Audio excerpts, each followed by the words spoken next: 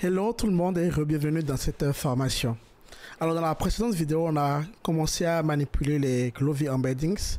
Donc c'est-à-dire on veut remplacer notre couche embedding par des embeddings qui ont déjà été entraînés dans le cadre d'autres projets, notamment un projet de prédiction de sentiment de tweet apparemment ici. Et nous avons téléchargé des fichiers, vous pouvez les télécharger ici. Et donc du coup on les a importés, ok? On les a importés là tranquillement et on a écrit notre dictionnaire dans lequel désormais nous avons pour chaque mot nous avons les 50 nombres qui la caractérisent, Alors maintenant ce que nous allons faire c'est que on va pouvoir les utiliser et pour ça il faut que vous voyez quelque chose. Donc je vais retourner ici, je vais prendre notre modèle là, ok, donc je vais copier tout ceci et je vais le copier. Je vais le mettre là. Alors, vous voyez, on veut remplacer cette couche. Et cette couche, bien sûr, vous voyez là, on peut préciser, on la réentraîne. Bien sûr, on peut lui donner également en entrée tout simplement une matrice d'embedding. Ok, c'est possible également aussi. Donc c'est ce que nous allons faire. Il faut qu'on puisse construire la matrice d'embedding. La matrice d'embedding, elle a quelle taille? Elle a la taille vocab size embedding dimension. Alors nous on avait mis 16 ici, mais on a importé le fichier qui a 50 embedding. Donc du coup on va prendre 50 cette fois-ci. Donc du coup on aura vocab size 50. Donc du coup ce que nous allons faire c'est que nous allons créer notre embedding matrice de base qui sera remplie par des zéros. Ok, ce qui fait que s'il y a des mots pour lesquels on n'a pas d'embedding, ok, s'il y a des mots pour lesquels on n'a pas d'embedding, bah, on gardera 0 dans la matrice d'embedding, ok, et on sait qu'il y a des mots pour lesquels on n'a pas d'embedding parce qu'il n'y a que 56 230 mots dans notre dataset qui ont des embeddings dans le Glovy embeddings qu'on a importé.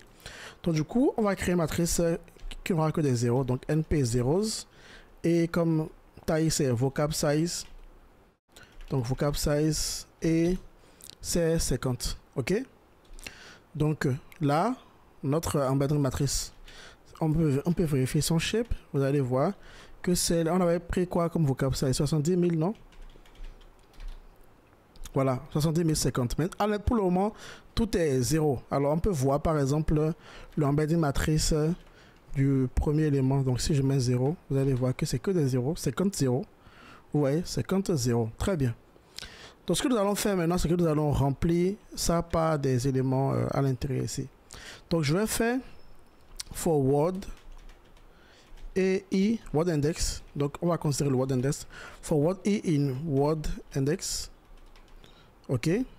Donc d'abord print word et i. Tout d'abord pour qu'on vérifie que tout fonctionne bien. Break.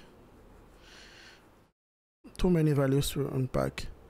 Ok, point items alors ici. C'est un dictionnaire donc faut qu'on mette point items dans word index. J'ai oublié ça. Ok. Très bien. Donc on a OOV1. Et s'il n'y a pas OOV dans notre truc, on laisse les zéros. Si ça existe, on va chercher son embedding dans la matrice d'embedding, dans Glovy embeddings, et on remplace là, tout simplement. Ok, faisons ça. Donc on va faire forward. Ok, donc on va faire quoi? On va faire embedding vector. Donc vector égale à on prend ce dictionnaire là, Glovy embeddings, et on fait point get le word. Ok, maintenant il se peut que ce soit none. Donc on va dire if embedding vector is not none. Donc if embedding vector is not none, deux points. Dans ce cas, embedding matrice, ok, embedding matrice i égale à embedding vector. Ok. Maintenant, pourquoi j'utilise souvent la fonction get ici? Je vous explique. Si je cherche, regardez, je prends le Glovy embeddings là, ok. Si je cherche, s'il y a le mot par exemple papa, il n'y a pas le mot papa en anglais normalement. Donc, vérifions. Oh, ils ont un embedding pour ça. Hein. Ok, c'est sur le mot, un mot qui est très très français. Français, voilà. Français. C'est French en anglais. Ah, mais ils ont également un mot pour ça. Hein. Alors, cherchez un mot qui n'existe pas. Azerty, voilà. Ça doit pas exister dans le Glove Embeddings. Ça existe? Waouh. Ok. Alors, cherchons F, G, H, T, Y. Ça ne doit pas exister. Voilà, ça n'existe pas. Vous voyez? Alors, vous voyez, quand on essaie d'accéder à un élément directement, dans un élément d'un dictionnaire comme ça, il nous dit directement que la clé n'existe pas. Alors que quand on fait plutôt, et ça nous donne une erreur, vous voyez, alors que quand on fait plutôt comme ceci, Glove Embeddings, donc on fait point get et on met les parenthèses. Donc il ira chercher directement dans le dictionnaire si ça existe et ça nous retourne en fait non si ça n'existe pas. Donc là, il n'y a pas d'erreur. Vous voyez, ça ne nous retourne rien du tout. C'est pour ça que j'utilise le is not none et vous avez vu, voilà. Donc c'était juste une parenthèse. Donc là, en faisant ça, donc ça, on va l'exécuter. Index 7009 is not. Word index, il est bien grand. Ouh, j'ai oublié que le word index, alors len de word index, j'ai oublié que c'est tous les mots. Ok, donc ce qu'on va faire ici, c'est que si on va mettre ici if i supérieur à vocab size, alors donc c'est i commence à 0, donc du coup vocab size moins 1. Ok, donc vocab size moins 1, on s'arrête, break. Je pense que là c'est bon. Très bien. Donc du coup, on a notre matrice d'embedding. Et si je fais ça, embedding matrice, si je vérifie par exemple l'élément, prenons l'élément 5 par exemple. Vous voyez, on a mis les éléments, on a retrouvé sa matrice en fait, son vecteur dans le Glove Embeddings. Donc du coup, maintenant on peut l'utiliser. Et comment on l'utilise? C'est très simple. Il suffit de préciser à la couche embedding ici, le vocab size, l'embedding dimension ici c'est 50. Puis, il prend d'autres paramètres de plus, il prend le weight. Et on lui dit que c'est l'embedding matrice. Ok? Embedding matrice. Et il nous précise si on veut entraîner ou pas. Si on veut entraîner, on a le paramètre qui est trainable, qui est true. Maintenant, on ne veut pas l'entraîner, on veut les utiliser comme ils sont déjà, donc false. Ok? C'est tout ce qui change. Hein. C'est tout ce qui change. Et donc, du coup, on exécute. Et maintenant, oups, on a un problème. Il dit quoi? You call set weight on layer embedding with weight list of length 7000, but the layer was expecting one weight provided. Là, on a un problème. Hein? Ah, je pense que ici, normalement, il attend. Alors, il y a le paramètre weight. Je pense qu'il attend une liste. Embeddings, regular, ouais, le paramètre weight.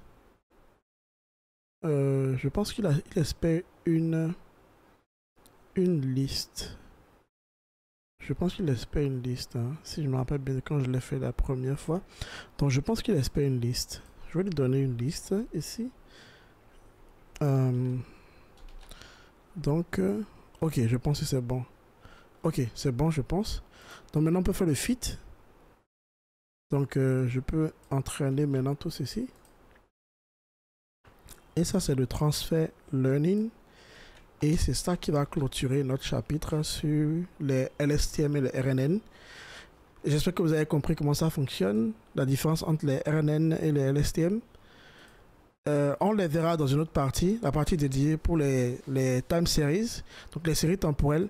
Les séries temporelles, c'est également aussi, c'est basé sur c'est également des séquences. Si on n'a pas un truc de température, et on prend la température sur une journée, donc on aura 24 valeurs, vous voyez.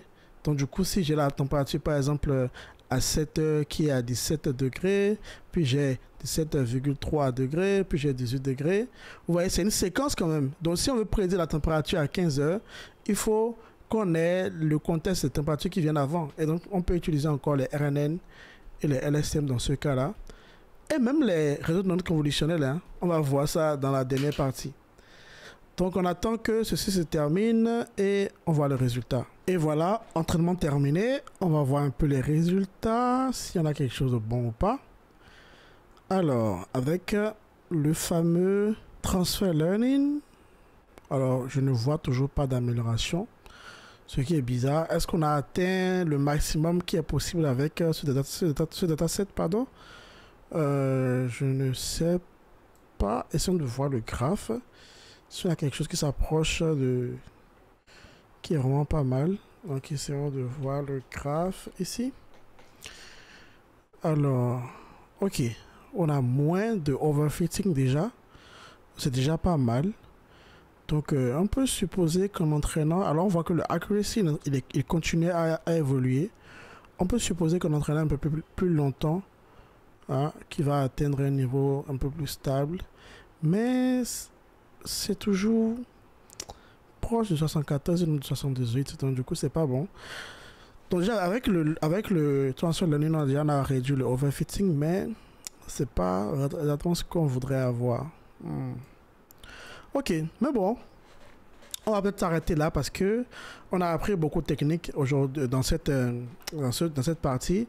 On a vu la partie pre-processing, on a vu comment utiliser les RNN, le simple RNN, on a vu comment utiliser les LSTM bidirectionnels, comment les stacker également aussi, ou comment appliquer du dropout. On a vu le transfer learning aussi. Donc, ça met une fin à cette partie que j'espère que vous avez bien compris et que vous allez essayer d'appliquer cette technique-là justement à d'autres datasets. Donc, si je viens par exemple sur Kaggle et que je cherche test dataset dans le test classification, voilà, on a par exemple ça, cyberbullying dataset.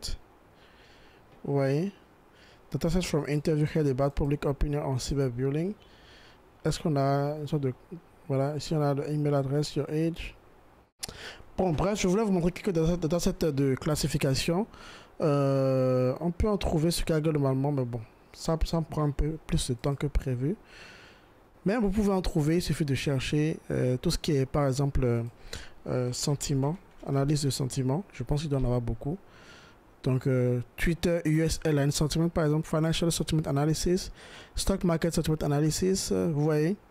Donc, ça peut aider, par exemple, à appliquer un peu tout ce que vous avez appris à ce dataset-là pour voir si vous arrivez à mieux saisir, à bien comprendre chaque partie que nous avons appris dans ce chapitre dédié au Recurrent Neural Network. Alors, dans la partie qui va suivre, on va apprendre quelque chose de plus intéressant encore, qui est vraiment à la page par rapport à ce que nous sommes en train de faire ici. C'est comment entraîner un modèle qui génère du test, un peu comme GPT ou ChatGPT. Allons-y.